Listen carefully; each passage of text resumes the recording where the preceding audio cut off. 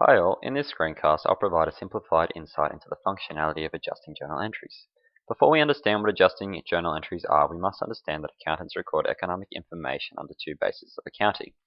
Firstly, the cash basis, which records cash when it is received and expenses when they have been paid, and the accrual basis, which records revenues when they are earned and expenses when they have been incurred.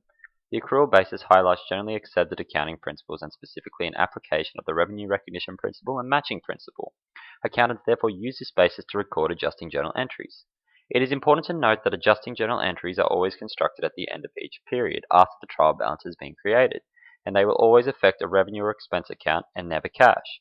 We adjust entries based on four scenarios: deferred revenue, deferred expense, accrued revenue, and accrued expense.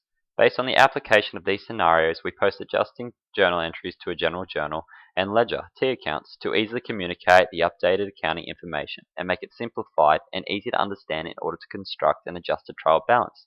From an adjusted trial balance, financial statements can be made. The first scenario is deferred revenue. Deferred revenue is where a company receives cash before the revenue has been earned. For example, Fred pays $1,000 to MCM Cruise Lines for a 5-day Pacific tour on the 5th of June. The cruise is complete on the 15th of June, which means that the company has earned its service revenue and must make an adjusting journal entry. The adjusting entry should always decrease the unearned revenue liability account and increase equity to record the service revenue that has been earned in the time period. The second scenario is accrued revenue, and it is when cash is received after the revenue has been earned.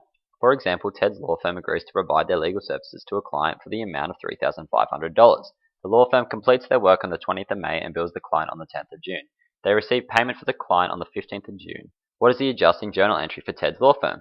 The firm earns its revenue initially when it provides their legal services on the 20th of May. Although the client is billed on the 10th of June, the adjusting journal entry must relate to the period in which the money was earned. It therefore will increase the asset accounts receivable and relatively increase service revenue and equity. The third scenario is deferred expense, and it is where cash is paid before an expense is incurred. Deferred expense commonly relates to insurance expenses and depreciation expense. For ease of understanding, assume that on the 1st of January, a company pays its building owners $12,000 in advance for 6 months' rent. What would be the adjusting journal entry for rent expense for the month of March? We established that $12,000 is prepaid for 6 months' rent, which equates to $2,000 rent expense for each month. Therefore, for the month of March, we must decrease our credited prepaid rent account and relatively decrease the rent expense account and equity. The fourth scenario is an accrued expense, and it is when cash is paid after an expense is incurred. Examples commonly relate to salaries and interest expenses. Assuming that a company borrowed money on a loan on the 1st of April and the monthly interest payable was $500, we adjust the entry on a monthly basis for the interest expense incurred during that period.